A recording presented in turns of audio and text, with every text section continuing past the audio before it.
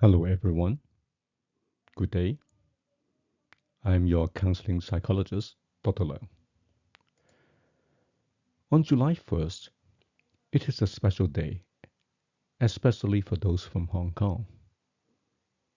It is a day for us to think about our good old days in Hong Kong, or what had been like in Hong Kong, and also think about what is happening now in Hong Kong, and also what will happen in the future. Well, besides that, July 1st also marked the beginning of the second half of the year. And in many cultures, they will pause to reflect on history, on progress, on identity. Some nations may celebrate independence or resilience, honoring what has been and envisioning what could be. But what about us as an individual? Shouldn't we also set a day for personal reflection, to look inward with some reverence and hope? Well, development is not merely a biological inevitability. It is a psychological journey of becoming. To live fully, we must learn to understand ourselves, embrace our imperfections, and courageously strive toward our potential. As a counseling psychologist, I've witnessed time and time again the quiet power of self-reflection and intentional growth.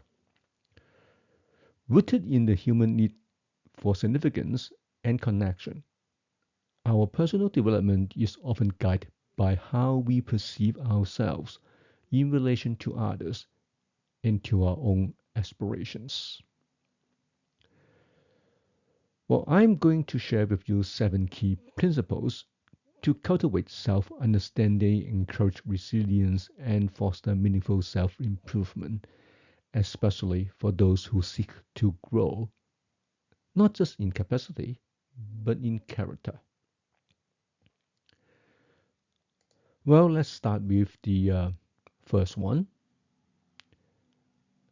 Acknowledge your starting point without judgment. Well, we say that every individual begins life with a sense of limitation. We are born dependent, small, and unknowing.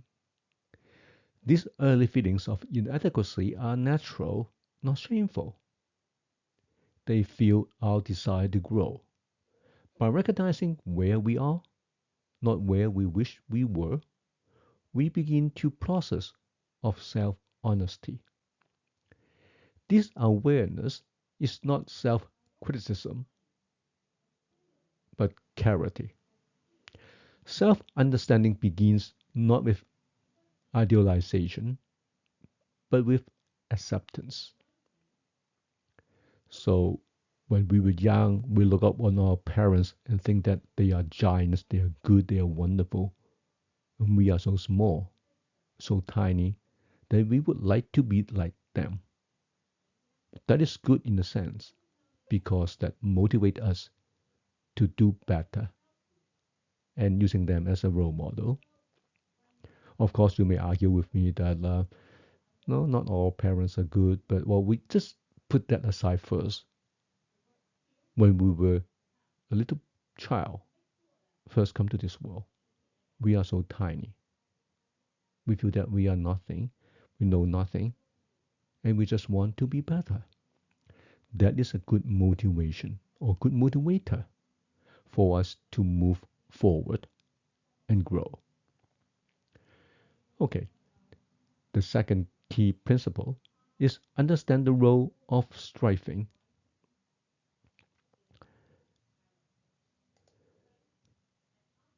Much of human behavior is motivated by an inner desire to overcome limitations and become better. Whether we aim to be more competent, more loved, or more successful, this striving is not a fraud. It is a sign of life. However, we must ensure our striving is healthy.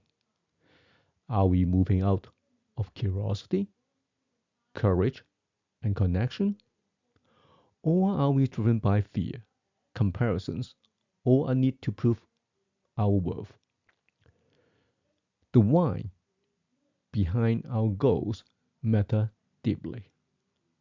So it is a time to think about why we want to move on. Because we are curious, because we believe ourselves, or because we compare, because we fear. These are different. So it is better to clarify it and also make sure that we want to move forward is based on our own curiosity, courage, and our hope to connect. The third point is identify the fictional goals that shape ourselves. Often, we unconsciously adopt beliefs about success, worth, or happiness that are unrealistic or rigid. These fictional goals may sound like I must be perfect to be loved, or I can't fail, or I will be worthless. These internalized ideals silently dictate our behavior. Bringing them to light help us replace toxic expectations with compassionate, flexible goals that support real growth. Point 4. Reframe feelings of inferiority.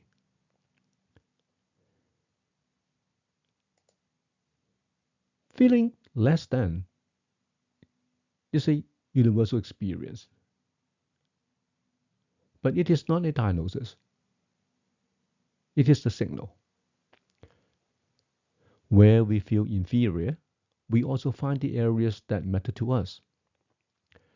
Rather than hiding from those feelings, we can use them as guides.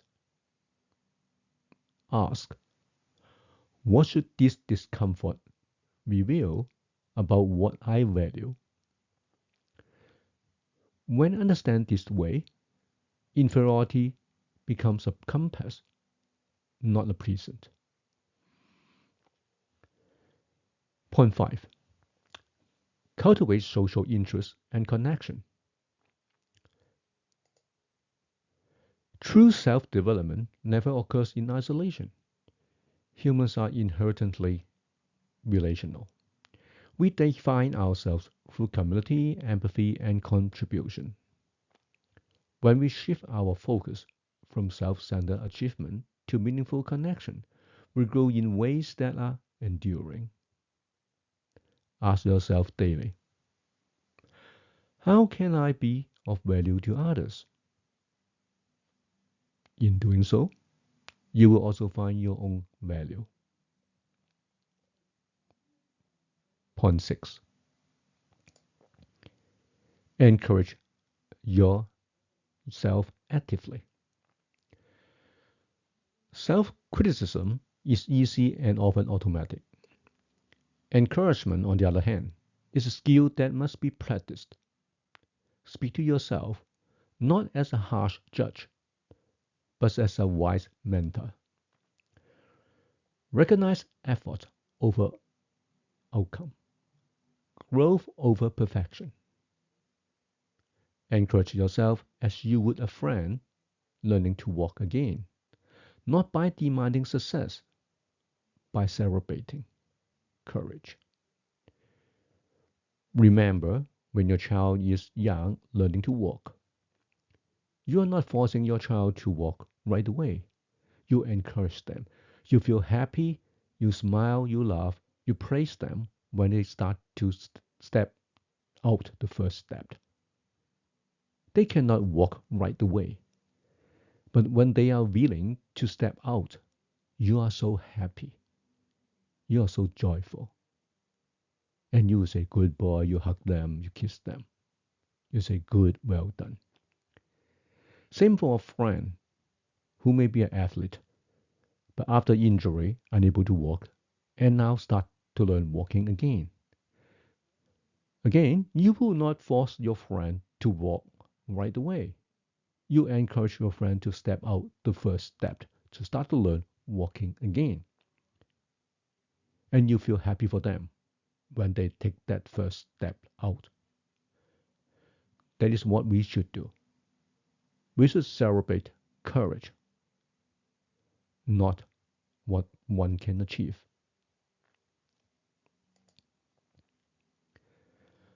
Point 7. Commit to a life of purpose, not comparison. The most powerful transformation occurs when we live intentionally, guided by a personal sense of purpose. This is not about being the best. It is about being our best self. Comparisons steals clarity. Instead, define our own version of success. Let our values, not external validation, be our compass. Purposeful living transforms self-improvement from a chore into a calling. So don't compare. Be yourself. If we compare, it is a never-ending story because we can always compare and we may always feel that we are inferior. It doesn't help. But if we understand our own values, we know our calling, then we have the force, the power to move on.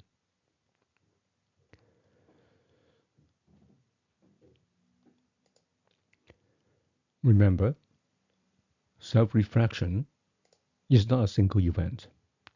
It is a lifelong practice, a relationship we build with ourselves over time. Amid the noise of the world's expectations, choose to listen inward. Reflect on where we are come from. Honor who we are. Not dare to imagine who we might want to become. Just as the nations pause to remember and dream, so too can you. Let July 1st, or any day, be your personal milestone of reflection and renewal. The journey of becoming is yours to walk, and it begins always with the courage to look inward. Thank you for listening to this episode. If you like this, please subscribe to my channel. Give me a like. And if you have any other ideas on what you want me to share with you, please leave me a message below or leave me a message in my Facebook, Instagram, or webpage so I can share more with you. I am your counseling psychologist, Dr. Liang. Good day. See you next time.